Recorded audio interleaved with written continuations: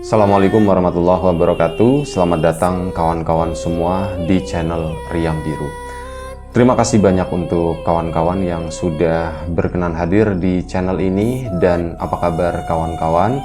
Semoga sehat selalu sekeluarga. Baik, kali ini ada satu cerita datang dari Mbak Anggun di Banjarnegara. Mbak Anggun itu menceritakan tentang satu kejadian horor yang Mbak Anggun mengalami tapi tidak secara langsung. Jadi waktu itu Mbak Anggun masih berada di dalam perut. Kejadiannya sendiri itu sekitar tahun 96. Mbak Anggun kelahiran tahun itu ya, tahun 96 tadi. Dan di tahun 96 itu pernah terjadi sesuatu yang heboh lah, bikin keluarganya Mbak Anggun itu, ya itu tadi, jadi ya sempat perbincangan warga sekitar. Nah, Mbak Anggun sendiri itu berasal atau lahir di sebuah kampung yang boleh dibilang masih tradisional banget, masih lumayan cukup terisolasi di tahun 90-an itu ya. Kalau sekarang sih akses jalan udah dibikin dan ya orang udah mulai bisa berlalu lalang di situ dengan lebih mudah. Mobil kayak gitu pun juga udah bisa masuk gitu ya. Nah, di tahun 90-an itu lah daerahnya masih daerah seperti itu ya. Mbak Anggun sendiri ya begitu lahir besar di sana nggak merasakan apapun, biasa ya karena memang lahirnya di situ. Cuman setelah melihat perkotaan dan sebagainya kayak gitu ya, apalagi pernah ke Jakarta, ke Surabaya dan yang tempat-tempat yang lain, itu ngelihat membayangkan gitu, kampungku dulu seperti apa gitu ya. Itu lebih mirip kayak hutan yang di dalam hutan itu tuh dibangun rumah-rumah lah. Pikirnya Mbak Anggun itu seperti itu. Dan ya sebelum kita lebih jauh dalam cerita ya, daripada kepanjangan, mending di awal-awal aja mau promo bawang gorengnya Wiji. Seperti biasa, bawang goreng renyah premium digoreng sendiri. Bawangnya sendiri itu dari bawang Brebes. Bawang Brebes itu kan terkenal aroma dan rasanya itu yang kuat gitu ya. Beda dengan bawang impor yang ukurannya besar tapi aromanya nggak ada, rasanya pun hambar. Nah, bawang gorengnya Wiji ini dibuat dari bawang goreng Brebes dengan itu tadi kelebihan aroma dan rasanya itu kuat banget. Nah, untuk kawan-kawan yang kemarin udah sempet memesan, terima kasih banyak atas pesanannya. Untuk kawan-kawan yang mungkin belum sempat memesan, bisa dipesan di bawah ini, itu banyak link-linknya gitu ya, ada di Shopee, Tokopedia, TikTok, dan juga bisa beli langsung di nyawiji.com. Itu jatuhnya lebih murah sih gitu ya. Sekarang ya tahu sendirilah lagi rame jadi omongan marketplace itu gimana begitu ya. Jadi ya yang mau order langsung di nyawiji.com juga bisa. Dan untuk kawan-kawan kemarin yang sudah join di RIM, E-nya itu ada 4, REM gitu ya, .com, itu juga terima kasih. Untuk versi aplikasinya mohon bersabar, ini lagi ribet proses upload ke Play Store gitu ya. Jadi memang ternyata seribet itu. Mohon bersabar. Terima kasih yang udah join, udah gabung, udah mulai posting-posting gitu ya. Seru-seru aja di situ ya.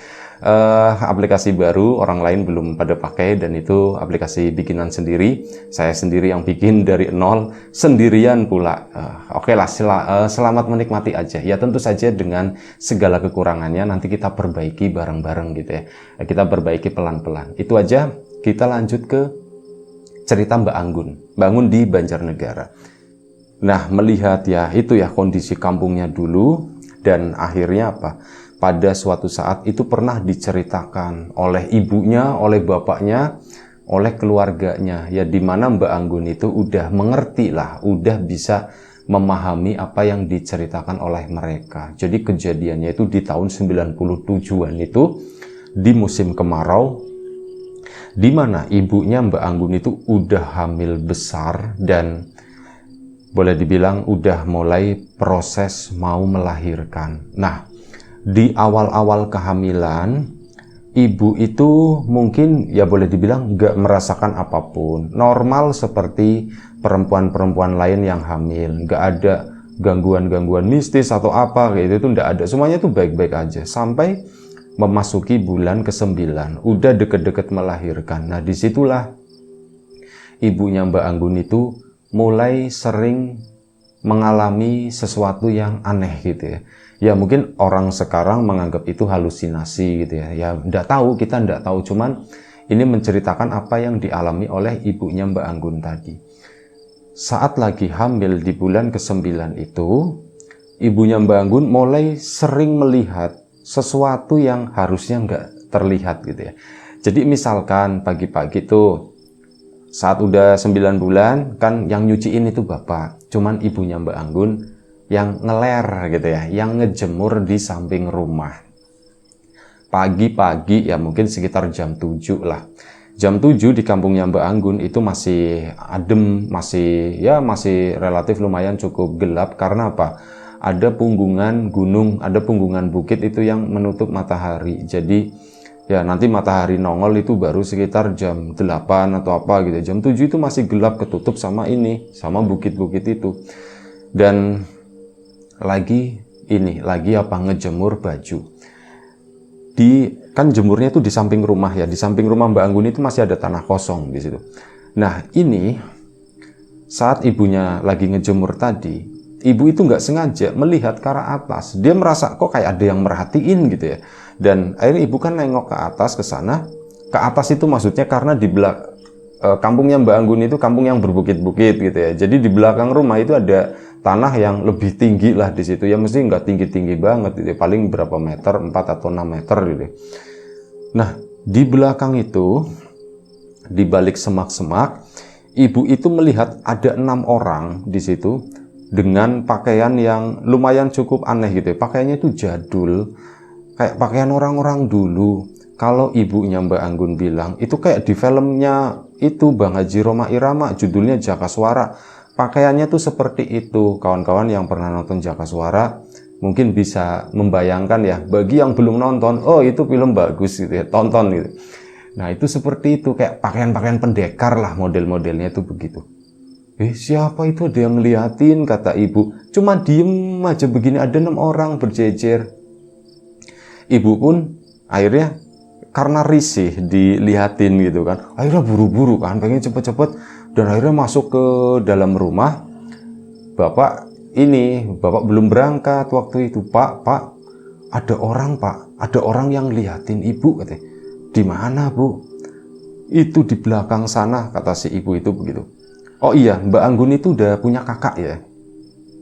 Cuman kakaknya waktu itu memang jaraknya lumayan cukup jauh. Kakaknya itu udah sekolah SD. Jadi di pagi itu udah nggak ada lah, dan nggak terlalu banyak diceritakan di sini nanti. Nah si itu, bapak di mana? Siapa yang liatin? Bapak kan keluar ke situ. Nah begitu keluar, ya orang-orang itu udah nggak ada. Tadi pak di situ pak. Berapa orang? Tanya bapak kan. Ada 6 orang pak di situ pak. Orangnya kayak gimana? Ya itu pak. Orangnya tuh aneh. Orangnya kayak di film Jakaswara, katanya begitu kata si ibu. Itu makanya diinget-inget banget film Jakaswara. Ya kayak begitu pak, kayak film-film pendekar katanya begitu. Oh ya sudah masuk kata bapak gitu kan. Akhirnya sudah masuk. Mungkin bapak juga merasakan gitu ya. Barangkali yang dilihat oleh ibunya Mbak Anggun ini bukan orang atau siapapun. Akhirnya ibu kan disuruh masuk. Udah masuk kan hari itu adalah pengalaman pertama. Pengalaman selanjutnya itu mungkin sekitar 1 minggu kemudian, ini udah deket-deket lahiran. Jadi pada suatu malam ibu itu lagi tidur, entah jam berapa itu kebangun.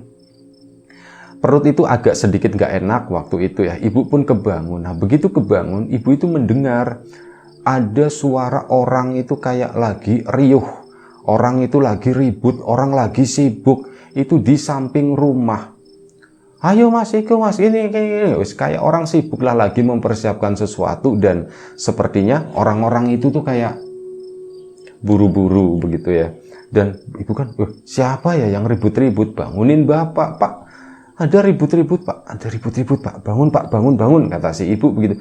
Cuma begitu dibangunin, suara itu lambat laun redup, kayak seolah-olah udah mulai menjauh, masalahnya tuh selesai. Ribut-ribut apa bu? Kata bapak kan.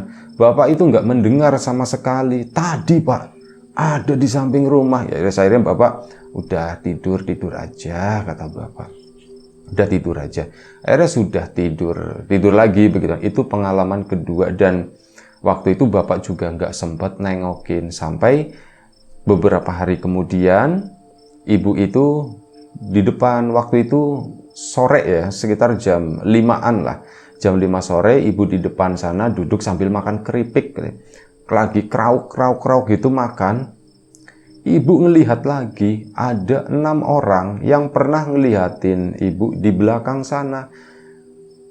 Loh, kok orang-orang ini gitu kan? Itu jalan berbaris, berenam, sambil nengok semua ke arah ibunya Mbak Anggun di situ. Dan ibunya Mbak Anggun ingat, kok ini mirip orang-orang yang di sana ya? Karena apa?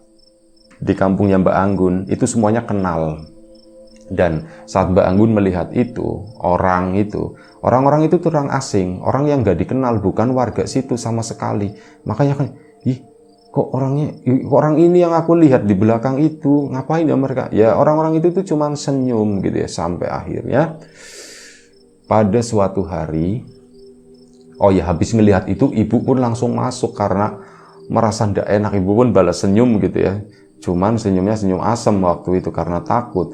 Ibu pun masuk ke dalam rumah. Ya cerita sama bapak begini-begini. Dan habis itu kayaknya nggak ada kejadian lagi seingatnya Mbak Anggun mengingat. Nah, sampai akhirnya pada suatu hari. Jadi ibunya Mbak Anggun itu pokoknya proses melahirkannya itu sedikit bermasalah gitu ya.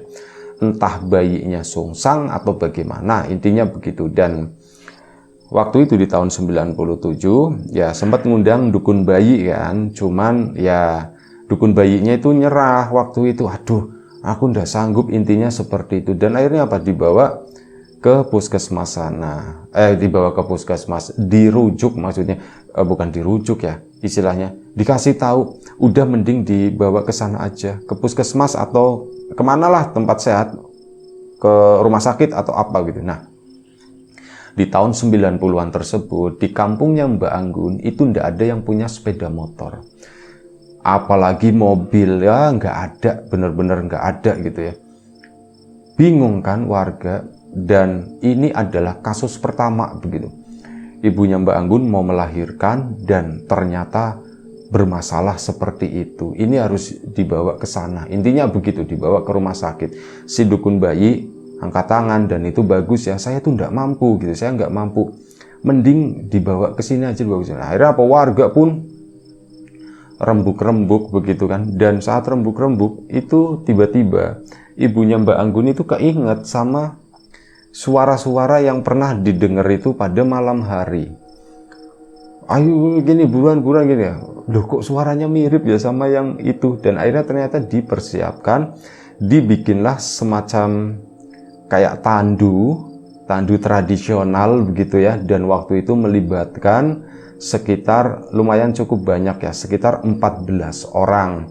Ya, sebagian itu masih kerabatnya Mbak Anggun, sebagian lagi ada warga lain yang sukarela ikut membantu. Ada ibu-ibunya juga yang ikut. Waktu dari 14 ibu-ibu yang ikut itu 4 orang, yang 10 orang itu laki-laki semua termasuk bapaknya Mbak Anggun. Nah, dievakuasilah, dipindahlah dari rumah menuju ke sana, mungkin ke puskesmas atau ke klinik terdekat di situ ya. Cuman terdekatnya ya jauh, memakan berapa kilo lah, sekitar 4 mungkin ya, nggak tahu, Mbak Anggun nggak menyebutkan ini.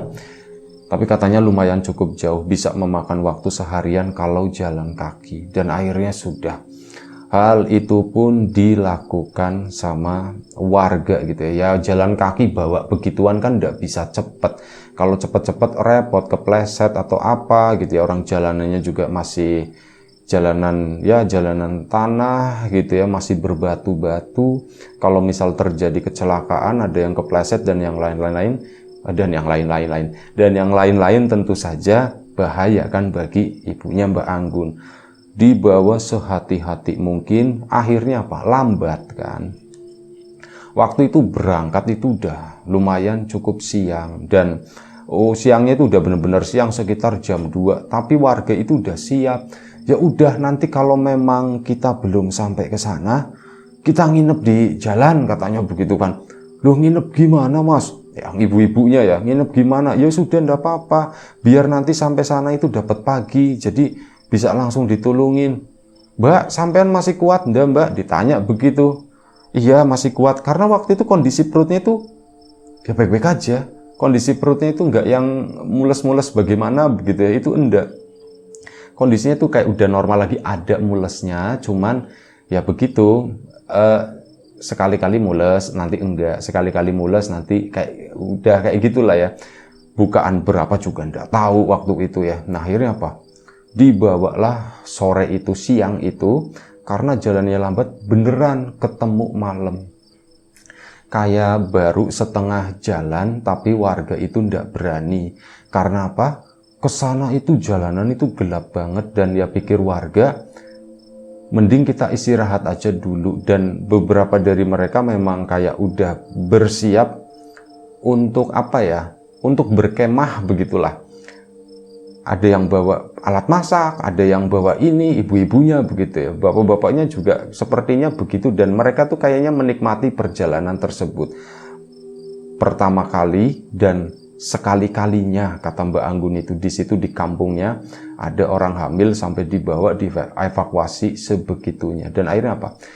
Itu tadi ketemu sama gelap, mereka pun berhenti dan ketemu sebuah tempat yang memang lumayan cukup nyaman lah. Di pinggir jalan ada area yang lumayan cukup luas, bersih, sekitar selebar lapangan bola voli katanya segitu. Jadi itu lumayan cukup banget ya. Bikin tenda-tendaan beneran di situ tuh, pakai kain-kain, spray dan yang lain-lain, dibikin rumah-rumahan. Bapak-bapak akhirnya apa? Gelap.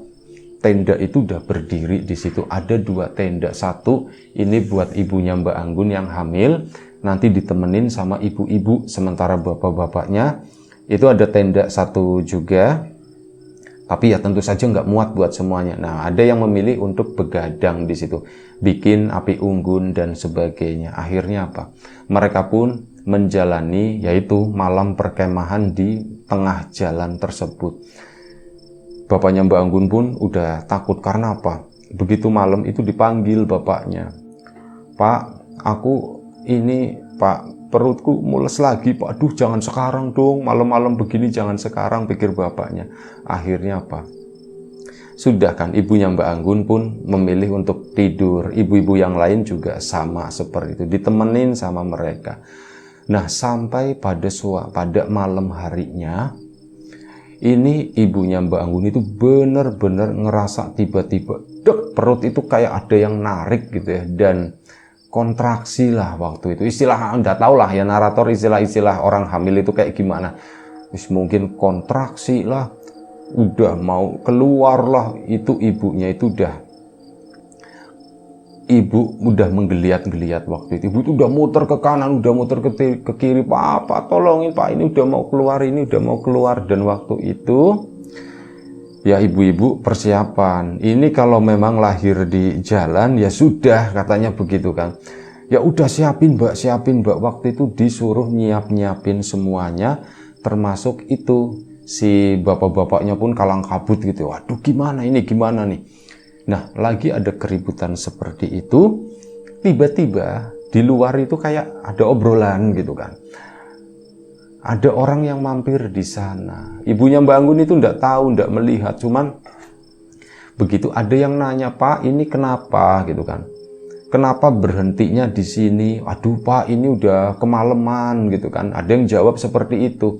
Ini udah kemalaman, kami enggak berani turun lagi ke sana, soalnya berbahaya, takutnya ada yang kepleset, ya takut ada ular, sama takut ada setannya Pak di jalan, katanya begitu. Oh begitu, tapi ini udah mau melahirkan loh, dan sebaiknya jangan berhenti di sini, kata suara yang di luar itu. Ibu di dalam itu udah, ya kayak gitulah, udah mau nyeprot. Sampai akhirnya ibunya Mbak Anggun sendiri itu tiba-tiba mencium ada aroma, entah itu dari tanaman apa, itu kayak tanaman rempah seperti itulah. Baunya itu wangi-wangi, hangat, menyenangkan, enak. Dan ibu nyium itu kan. Nah, begitu nyium itu, ini tiba-tiba menjadi tenang. Yang tadinya kontraksi jadi diem tuh, udah mulai nggak menegang lagi, mulai balik lentur begitu kan. Udah tenang, tapi ibu menyadari satu hal. Ibu-ibu di sampingnya itu pada tidur semua. Mbak Yu, loh kok pada tidur, dibangunin begini. Bangun Mbak Yu, bangun, kok pada tidur begitu. Nggak ada yang bangun sama sekali. Sampai akhirnya bapak itu nongol di situ. Bapak nongol dan bapak masuk, terus bapak diem aja. Pak, kenapa Pak? Ada apa Pak? Udah tahu bapak juga bingung, katanya begitu kan. Bingung kenapa Pak? Pada tidur semua di luar katanya. Tidur, ini juga sama Pak, ini ibu-ibunya juga pada tidur gitu. Terus berarti gimana? Cuman kita doang yang melek gitu kan. Tapi itu yang di luar mau bantuin, kata si bapak. Di luar siapa Pak? Ada orang-orang, ada 6 orang katanya begitu kan. Begitu 6 orang, Pak, itu jangan-jangan yang aku lihat Pak, yang waktu aku lagi ngejemur. 6 orang itu 4 laki-laki, yang 2 itu perempuan. Nah, di situ ya bapak ndak tahu gitu kan. Mereka tuh katanya mau nganterin. Nah, lagi mau ngomong nganterin, kontraksi lagi si ibunya Mbak Anggun itu. Pak, aduh Pak, kok begini Pak, Akhirnya nggak ada pilihan kan. Ya sudah, itu aja yuk Bu, dibawa sama mereka aja yuk. Ini bapak-bapaknya udah pada tidur semua dan mereka juga kayaknya nggak berani melanjutkan ke bawah sana. Pak, tapi ndak apa-apa Pak. Udah ndak apa-apa, kata mereka ndak apa-apa, katanya begitu. Katanya mereka tuh bisa ngantar lebih cepat, katanya begitu Bu. Ya sudah Pak, Ibu terserah aja tuh, udah sakit banget waktu itu kan. Akhirnya apa? Si orang tadi, orang-orang itu keluar, masuk ke dalam tenda. Dan karena begini, ibunya Mbak Anggun itu diposisikannya itu di atas tandu. Jadi tandunya itu memang gak dilepas gitu ya. Takutnya nanti ada darurat kan, ngangkatnya itu gampang. Nah, itu tandu itu posisinya di situ masih tergeletak dan 2 orang masuk laki-laki dari belakang, dari kepalanya ini juga masuk. Ibunya Mbak Anggun itu takut banget, Pak, tapi Bapak jangan jauh-jauh ya. Iya Bu. Akhirnya apa? Diangkatlah si ibunya Mbak Anggun sama 4 orang laki-laki semua. Yang perempuan 2 itu cuma pakai gemben-gemben doang gitu ya, kayak wanita desa pada zaman dulu lah. Itu yang 2 itu menunggu di depan. Tandu pun bergerak ke sana, tek tek tek tek tek, cepet banget. Kata bapaknya Mbak Anggun itu cepet banget. Bapak itu sampai mau hampir ketinggalan. Bapak itu kayak turunnya itu lari, kayak ngos-ngosan banget itu kan. Tapi terus dikejar ke sana, bener-bener cepet. Orang-orang itu tuh nggak berhenti. Lari mereka itu bawa tandu tersebut. Termasuk apa? Ibu-ibunya yang perempuan-perempuannya itu juga sama dengan kain yang rapat begitu ya. Itu jalan kipat-kipit itu lincah banget ngelewatin itu jalanan bebatuan ke bawah situ. Dan dalam waktu sekejap, di mana waktu itu bapaknya Mbak Anggun itu sempat terjatuh, gedebuk gitu kan. Nah, begitu jatuh, dia itu belum sempat bangun, tahu-tahu udah berada di satu tempat di sana. Dan bingung waktu itu karena apa? Tempat itu adalah si puskesmas gitu ya, puskesmas atau klinik atau apapun ya, pokoknya tempat kesehatan. Udah berada di sana, bapak pun bingung lah, kok udah sampai di sini gitu kan. Nah, ini bapak kan tadi jatuh itu ada yang terluka ya, itu diobatin, dikasih salep sama salah satu orang tersebut. Pak, ini dikasih ini Pak biar ndak sakit. Udah ibu nanti tunggu di sini aja. Itu tendanya tuh digeletakin di depan itu tadi ya, puskesmas gitu. Dan memang ada yang jaga malam hari. Begitu ada yang jaga Pak, tapi memang puskesmasnya udah tutup, nggak ada dokter, nggak ada ininya gitu, perawat itu juga nggak ada.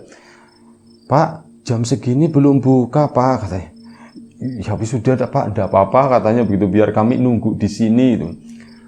Akhirnya apa? Udah kan, ibu itu digeletakin di terasnya di situ. Bapak itu ya ngobrol sama orang-orang itu, Pak, udah sampai sini, sekarang kami permisi dulu. Nah, Bapak waktu itu inisiatif mau ngasih sesuatu lah, mau ngasih uang, mau ngasih hadiah gitu ya, sebagai tanda terima kasih. Tapi orang-orang itu, Pak, nggak usah, nggak perlu. Ini bantuan, ini hadiah dari kami, katanya begitu kan. Pak, nuwun sewu, bapak-bapak ini dari mana? Oh, kami dari atas, Pak. Di kampung Bapak itu ke atas lagi, itu kampung kami. Oh, begitu ya. Bapak itu sambil mikir, kampungnya kampung apa ya? Mau coba menebak, Pak. Kampung ini ya. Soalnya apa? Seingat Bapak, di atas sana itu yang nggak ada kampung lagi gitu ya. Tapi bilangnya seperti, oh mungkin jangan-jangan ada kali ya. Ya wis lah, kata Bapak kan. Ya udah, Pak, terima kasih banyak atas bantuan. Baik, kami permisi dulu ya, Pak. Ya mereka itu kayak buru-buru, dan setelah itu ada yang unik kata Bapak. Mereka itu mau pergi, mereka itu baris dulu. Berenam-enamnya itu baris, dan mereka pun jalan. Tek tek tek tek tek, balik lagi ke sana ya. Balik lagi kemana, di mana mereka itu datang. Itu ke arah sana, balik lagi.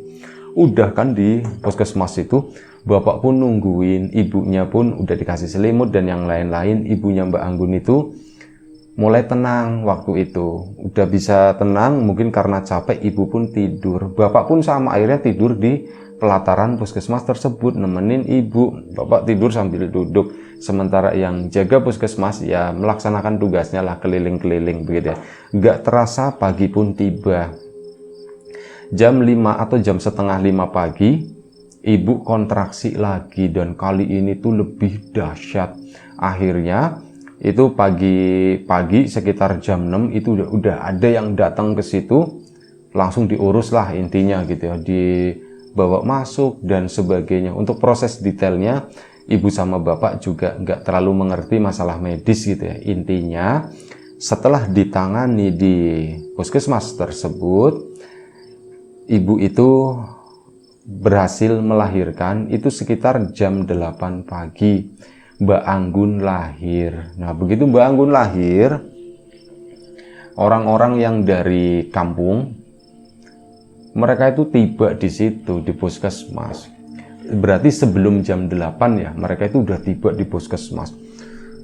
Bingung gitu kan. Nah, ketemu bapaknya sih Mbak Anggun. Mas, weh, sampean udah sampai sini duluan, katanya begitu. Iya, saya udah sampai sini duluan. Lu Mas, kenapa kok kami ditinggalin? Kami bingung loh Mas. Mbok yo kalau misal mau pergi ngomong dulu, jangan diem-diem. Bapaknya Mbak Anggun itu cuman diem aja, nunggu mereka itu habis ngomong. Begitu mereka udah selesai dengan omongannya, akhirnya apa? Bapak pun menjelaskan. Jadi begini, semalam itu ada yang aneh, kata si bapak. Aneh kenapa? Salah satu, sampean lihat kan, ada orang-orang datang. Iya betul, ada orang-orang datang. Salah satu dari mereka yang perempuan, mereka tuh kan kayak ngebakar sesuatu ya, dan nimbulin aroma enak gitu kan waktu itu. Iya betul, ingat warga. Nah setelah itu kalian semua itu tidur, kata bapak. Yo masa, katanya. Ya sumpah, ngapain juga, masa iya saya bawa istri saya, bawa Tandu ke sini sendirian. Ya ndak mungkin, kata si bapak. Setelah itu kalian tidur nih, ibu-ibunya juga tidur. Saya nggak menyalahkan bapak-bapak sama ibu-ibu, malah saya justru terima kasih gitu ya.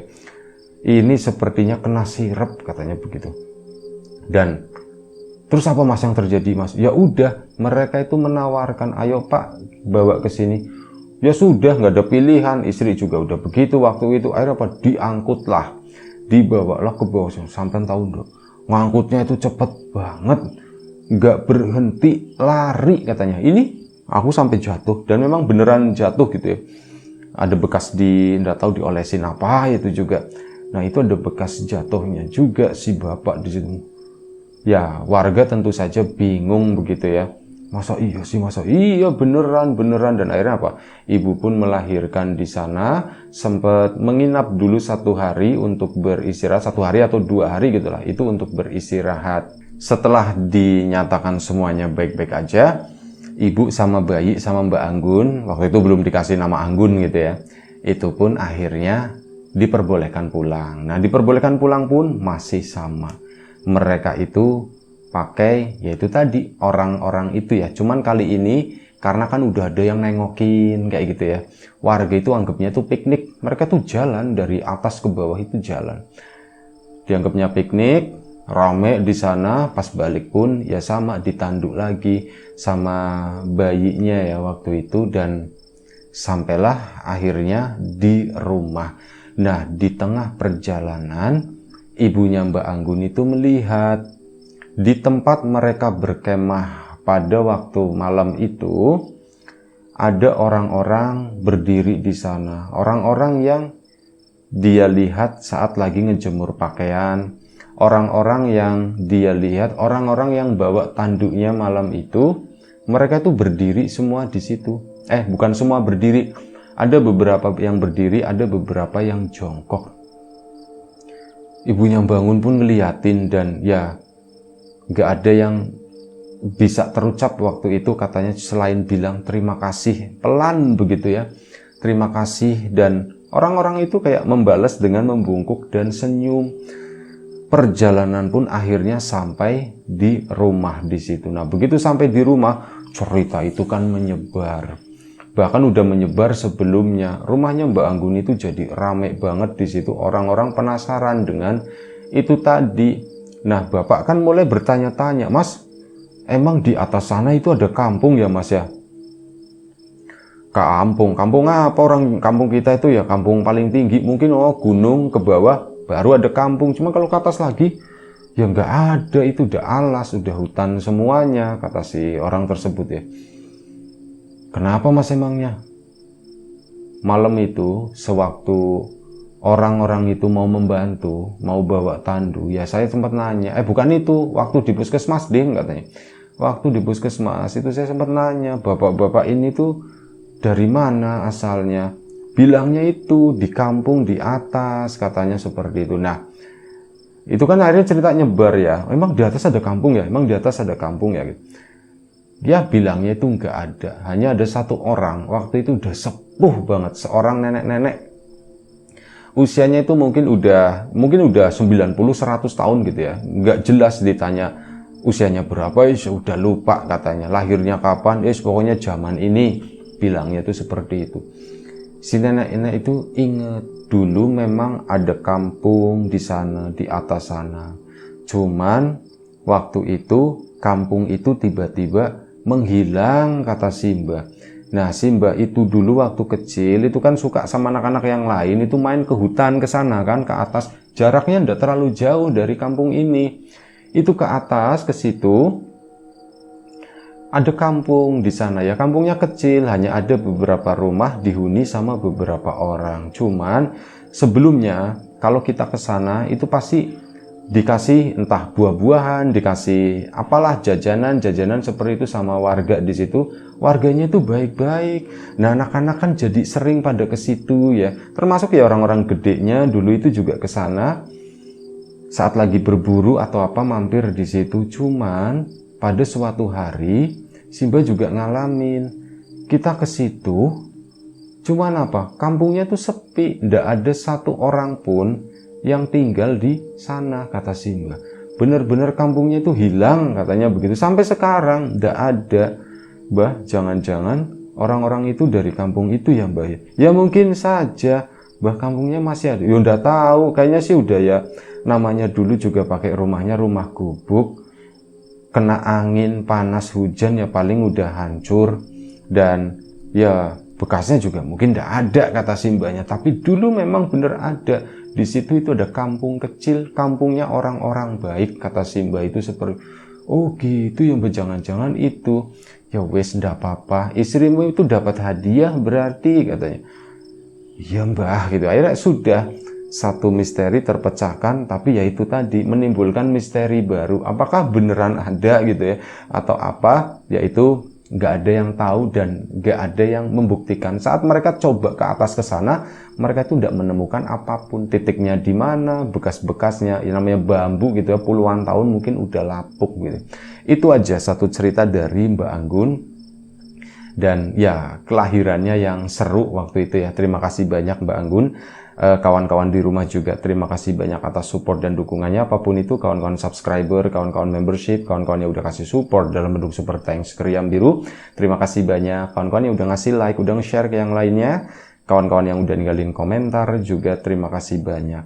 Kawan-kawan yang sudah memesan bawang gorengnya Wiji, tentu saja terima kasih banyak atas pesanannya. Untuk kawan-kawan yang mungkin belum sempat memesan, ditunggu pesanannya. Dan kawan-kawan yang udah join jadi RM gitu ya .com juga terima kasih. Doa terbaik dari kami untuk kawan-kawan semua, semoga selalu diberi kemudahan dalam hal apapun, termasuk kemudahan dalam hal rezeki. Yang sakit segera diberi kesembuhan, yang sehat tetap dijaga kesehatannya. Baik, sampai jumpa di episode selanjutnya. Riam Biru, jaga kesehatan kawan-kawan semuanya. Assalamualaikum warahmatullahi wabarakatuh.